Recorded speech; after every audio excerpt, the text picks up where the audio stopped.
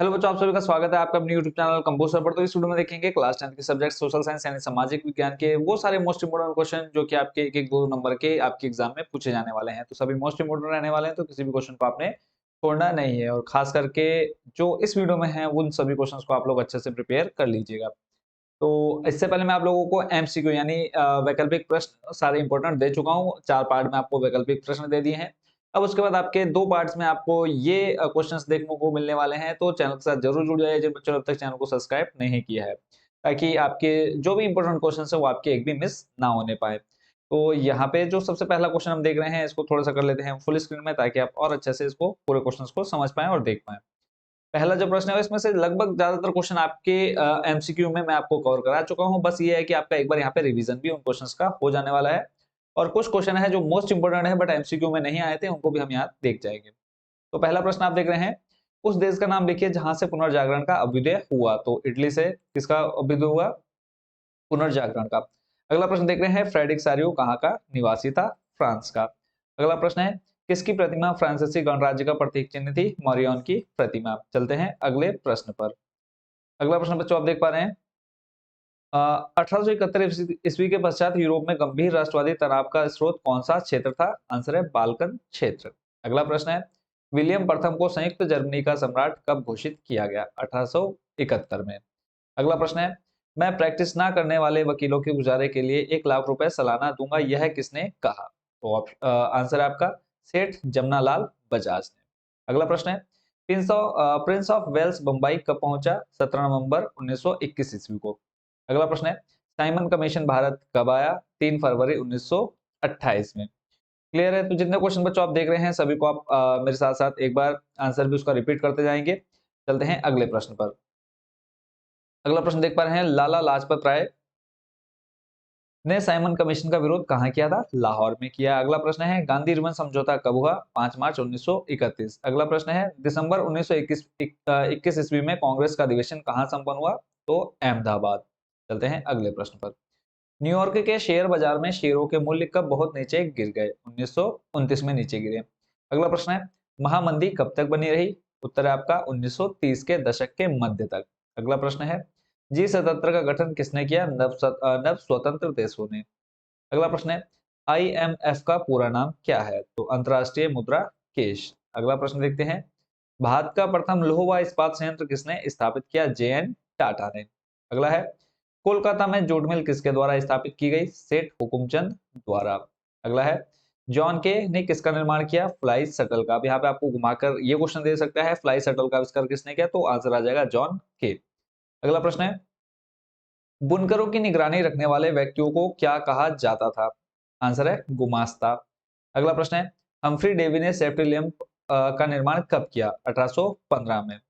और 1915 में कौन आए थे? महात्मा गांधी जी भारत वापस आए थे। 1915 या 1815 आप लोग मुझे कमेंट बॉक्स में बताएंगे। क्लियर है? अगला प्रश्न है, मुद्रण संस्कृति का आशय क्या है? छपी हुई सामग्री इसका आंसर हो गया। अगला है, पुर्तगाली धर्म प्रचारकों ने प्रिंटिंग प्रेस को कहाँ स्थापित किया? आंसर आपका गोवा में। अगला प्रश्न है, काशी बाबा ने छोटे बड़े सवालों को कब लिखा? 1938 में। अगला है, बिब्लियोथिक ब्लू का प्रचलन किस देश में था? ऑप्शन आंसर है आपका फ्रांस में। अगले प्रश्न पर चलते हैं, भारत के मैदानी क्षेत्र का क्षेत्रफल कितना है? तो लगभग 43%। अगला प्रश्न है, लेटराइट मिट्टी का रंग कैसा होता है? ऑप्शन आंसर हो जाएगा आपका लाल। अगले प्रश्न को देखते हैं, कपास की खेती के लिए कौन सी मिट्टी सर्वाधिक उपयुक्त होती है? तो आंसर है आपका काली मिट्टी। अगला प्रश्न है, उत्तर प्रदेश राज्य में कौन सी मिट्टी पाई जाती है? तो आंसर है आपका जलोढ़ मिट्टी। अगला प्रश्न है, केंद्रीय भू संरक्षण बोर्ड की स्थापना कब की? 1953 ईस्वी में। मोस्ट इंपोर्टेंट क्वेश्चन है, चिपको आंदोलन किसको बचाने से संबंधित है? आंसर है आपका वृक्षों को बचाने से।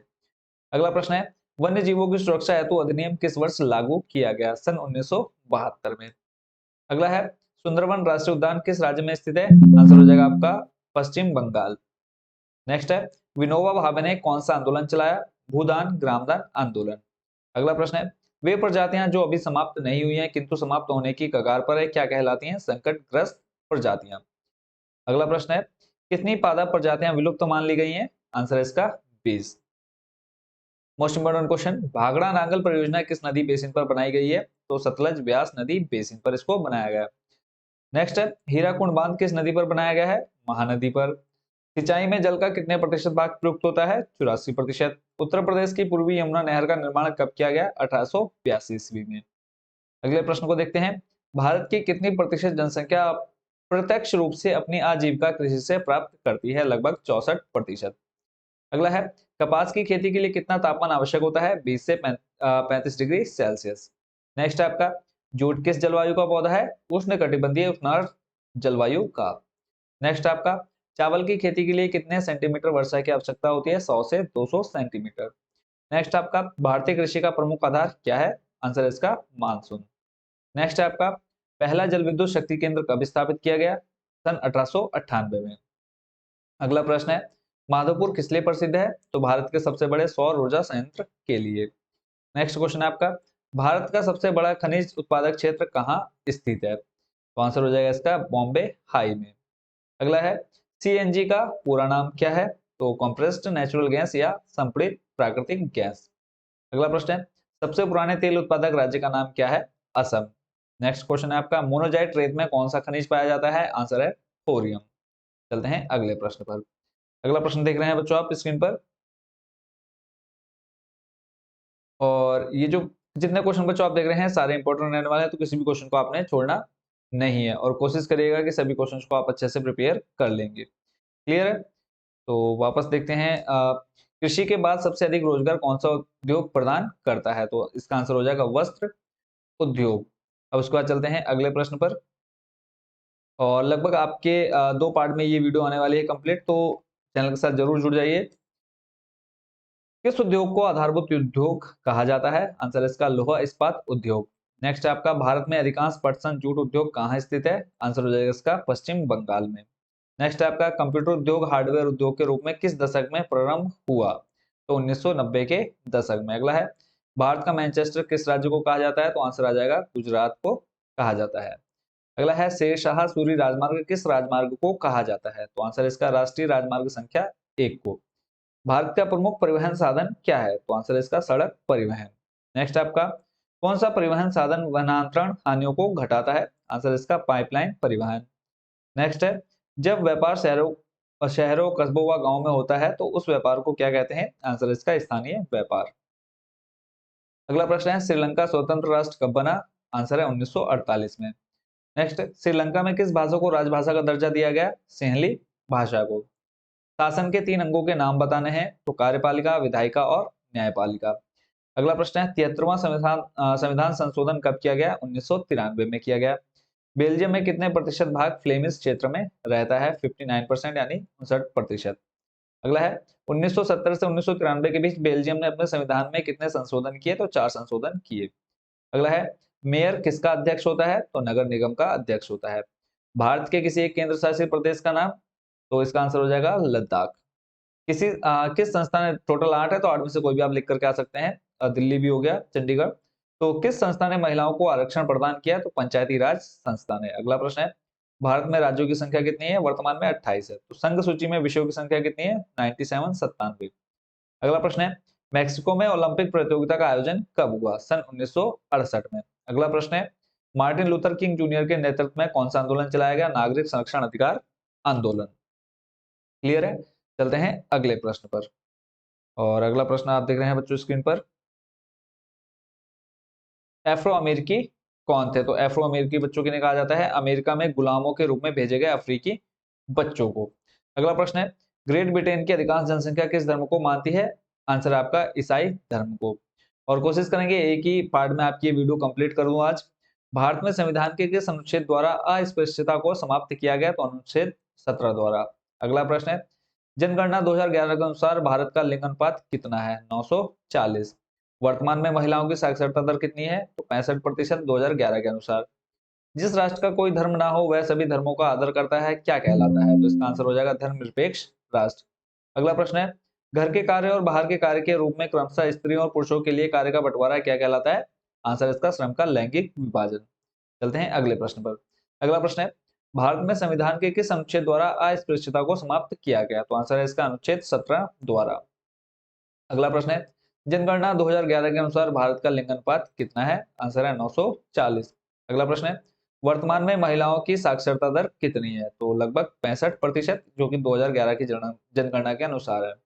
अगला है, जिस राष्ट्र का कोई धर्म ना हो वह सभी धर्मों का आदर करता है, क्या कहलाता है? तो इसका आंसर हो जाएगा धर्मनिरपेक्ष राष्ट्र। अगला प्रश्न है, घर के कार्य और बाहर के कार्य, ये शायद मुझे लग रहा है क्वेश्चन दोबारा रिपीट हो गया है। हाँ, ये क्वेश्चन दोबारा रिपीट हो गए, तो इसको आपने देख लिया। चलते हैं अगले पेज पर। एसपीए का पूरा नाम क्या था? तो सेवन पार्टी अलायंस। अगला प्रश्न है, एसपीए ने अंतरिम सरकार का प्रधानमंत्री किसे चुना? तो गिरिजा प्रसाद कोइराला को। अगला है, बोलीविया कहाँ स्थित है? तो लातिन अमेरिका में बोलीविया स्थित है। अगला प्रश्न है, सूचना का अधिनियम कब पारित किया? सन 2005 में। और 2005 में ही रोजगार गारंटी अधिनियम भी पारित किया गया।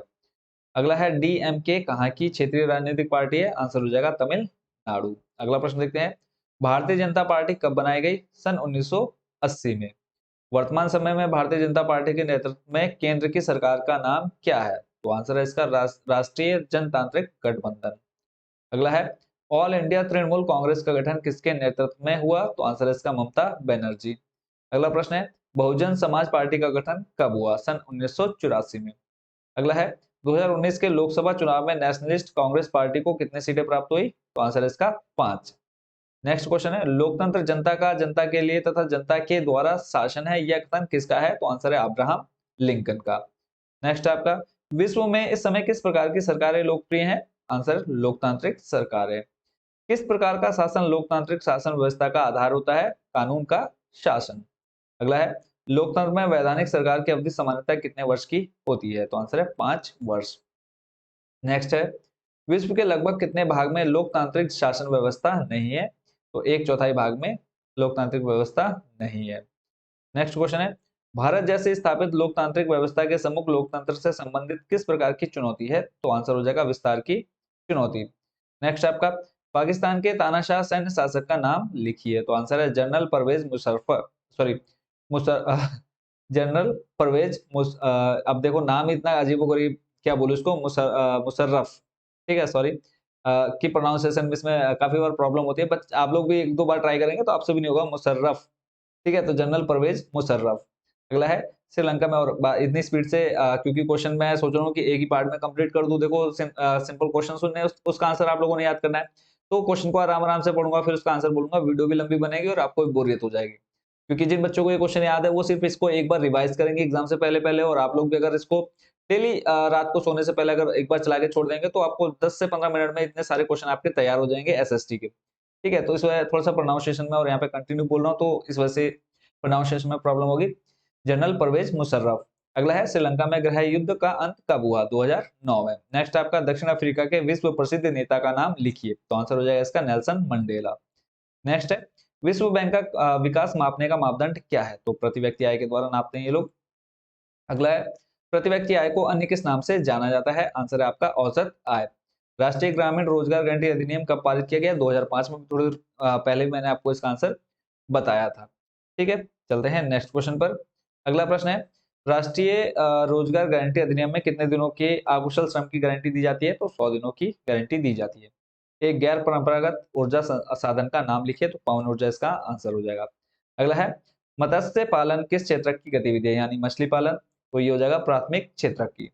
अगला है, सूती वस्त्र उद्योग किस क्षेत्र की गतिविधि है? द्वितीय क्षेत्र। तृतीय क्षेत्र की एक गतिविधि का नाम बताना है, दूर संचार।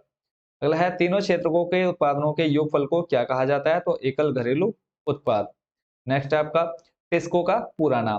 तो iron and steel company limited. फिर है, किसी एक आधुनिक मुद्रा का नाम लिखिए। तो कागज के नोट आधुनिक मुद्रा है। मुद्रा के लिए किस शब्द का प्रयोग किया जाता है? तो आंसर है करेंसी। नेक्स्ट है, बैंक जमा धन का कितने प्रतिशत हिस्सा नगद के रूप में अपने पास रखते हैं? 15%।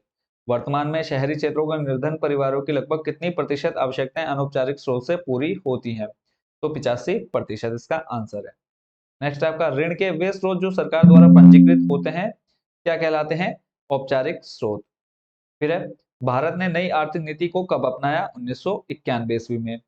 नेक्स्ट है, वैश्वीकरण क्या है? तो देशों के तीव्र एकीकरण की प्रक्रिया वैश्वीकरण कहलाती है। नेक्स्ट क्वेश्चन आपका, विश्व व्यापार संगठन के सदस्य देशों की संख्या कितनी है? तो 164। नेक्स्ट है आपका, एमएनसी का पूरा नाम क्या है? तो बहुराष्ट्रीय कंपनी अथवा मल्टीनेशनल कंपनी। अगला प्रश्न है, बाजार से वस्तुओं को क्रय करके उपभोग करने वाले व्यक्ति को क्या कहते हैं? उपभोक्ता। आईएसओ का गठन कब किया? 23 फरवरी 1947। अगला है, आईएसआई का पूरा नाम क्या है? तो हिंदी में अगर हम बोले तो भारतीय मानक संस्था और इंग्लिश में इंडियन स्टैंडर्ड इंस्टीट्यूशन। नेक्स्ट है, खाद्य पदार्थों की गुणवत्ता के निर्धारण हेतु किस मानकीकरण चिन्ह का प्रयोग होता है? Egg mark. फिर है, प्रेशर कुकर पर कौन सा मानकीकरण चिन्ह प्रयुक्त किया जाता है, प्रदान किया जाता है? आईएसआई। अगला है, एक भौमिक आपदा का नाम लिखिए। तो आंसर हो जाएगा ज्वालामुखी। फिर है, एक जलीय आपदा का नाम? सुनामी। भारत में खेती योग्य क्षेत्र का लगभग कितने प्रतिशत भाग सूखे के प्रति संवेदनशील है? तो लगभग 68%। फिर है, भारत में भूस्खलन प्रभावित एक क्षेत्र का नाम? तो आंसर हो जाएगा पूर्वी घाट। अगला है, भारतीय भूवैज्ञानिक सर्वेक्षण यानी जीएसआई के अनुसार भारत का कितना भौगोलिक क्षेत्र बाढ़ प्रवण क्षेत्र के अंतर्गत आता है? तो 12.5%। फिर है, भारतीय सुनामी अग्रिम चेतावनी केंद्र यानी ITEWC कब से कार्य कर रहा है? 2007 से। अगला प्रश्न है, हिंद महासागर में भयानक आपदा के रूप में सुनामी लहरों का उद्भव कब हुआ? तो 26 दिसंबर 2004 को।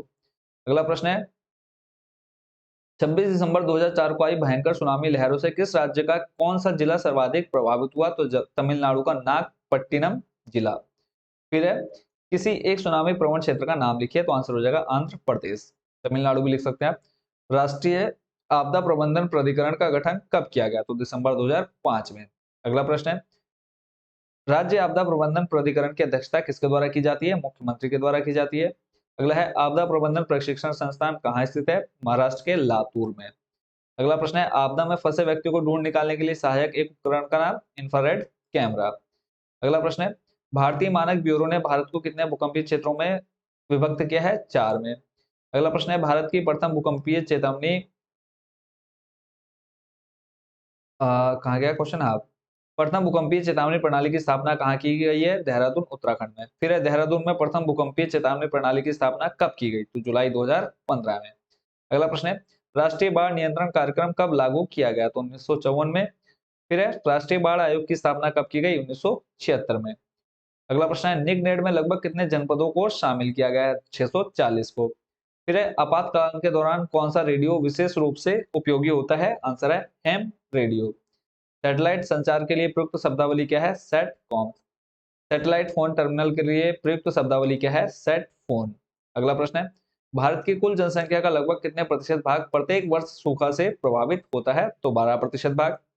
अगला प्रश्न है, मृदा में नमी की कमी के कारण फसलें मुरझा जाती हैं, इसे किस प्रकार का सूखा कहेंगे? तो कृषि सूखा। अगला है, राष्ट्रीय आपदा प्रतिक्रिया बल NDRF का गठन कब किया गया? 2006 में किया गया। फिर है, जिला आपदा प्रबंधन प्राधिकरण DDMA की अध्यक्षता किसके द्वारा की जाती है? तो जिला मजिस्ट्रेट द्वारा की जाती है।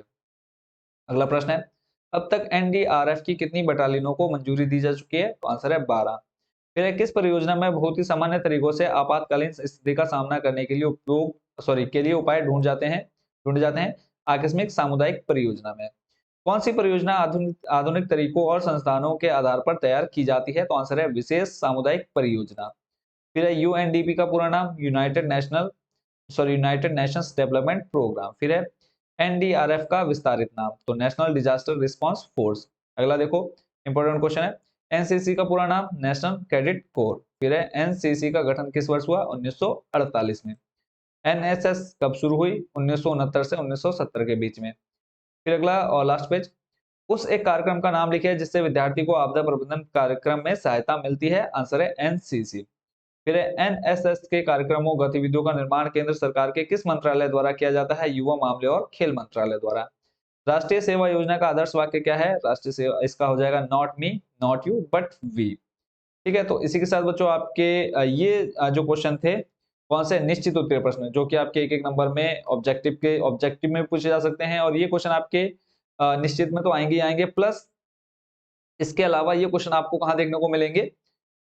जो आपके लघु प्रश्न उत्तर आएंगे, ठीक है, वहां पर भी ये क्वेश्चन आपको देखने को मिलने वाले हैं, और यहाँ से लगभग आपके 20 से 25 नंबर कवर हो जाएंगे, क्योंकि यही क्वेश्चन आपके MCQ में देखने को मिलेंगे, यही क्वेश्चन आपके निश्चित उत्तर में भी देखने को मिलेंगे, यही क्वेश्चन आपके लघु में भी देखने को मिलेंगे। ठीक है, तो लगभग 25 से 30 नंबर यहाँ से आपके कवर हो जाएंगे अगर आप इन क्वेश्चंस को अच्छे से तैयार कर लेते हैं, तो 100% गारंटी है कि आप लोगों के एग्जाम में बहुत अच्छे नंबर आ जाएंगे। ठीक है, बाकी अभी आप लोगों को लघु प्रश्न जो कि इंपॉर्टेंट है, फिर उसके बाद दीर्घ, तो लगभग आपको एसएसटी के सारे क्वेश्चन इतना अच्छे से प्रिपेयर करा दूंगा कि आप एग्जाम में बैठेंगे तो कहेंगे कि जितना बताया था सर ने उतना ही आपके एग्जाम में देखने को मिला है। ठीक है, निश्चित उत्तरीय प्रश्न और लघु मैंने लगभग निश्चित उत्तर और एमसीक्यू लगभग आपको सारे ही बता दिए सभी चैप्टर के, बट जो आपको अब लघु और दीर्घ आएंगे ये सिर्फ सिलेक्टेड क्वेश्चन ही आएंगे। ठीक है, ऐसा नहीं है कि आपको 100 100 200 आपको मैं भर के दे दूंगा कि बस इसमें याद कर लो। वहां सिर्फ आपको सिलेक्टेड क्वेश्चन मिलेंगे। तो जिन बच्चों ने अब तक चैनल को सब्सक्राइब नहीं किया है, चैनल के साथ जरूर जुड़ जाइए, सिर्फ एग्जाम तक। ठीक है, अगर आप अच्छे नंबर लाना चाहते हैं तो एग्जाम तक चैनल के साथ जरूर जुड़ जाइए। बहुत अच्छे से प्रिपरेशन होने वाली है आपकी एग्जाम की, और सबको बेस्ट विशेष आपके बोर्ड एग्जाम्स के लिए। और अच्छे से तैयारी करते रहिए। कहीं पर भी किसी भी सब्जेक्ट में कोई भी प्रॉब्लम आती है तो कमेंट बॉक्स में एक बस प्यारा सा कमेंट डाल दीजिए, तो रिप्लाई वहां आपको तुरंत मिलेगा। मिलते हैं नेक्स्ट वीडियो में नेक्स्ट टॉपिक के साथ। Thank you so much watching for this video.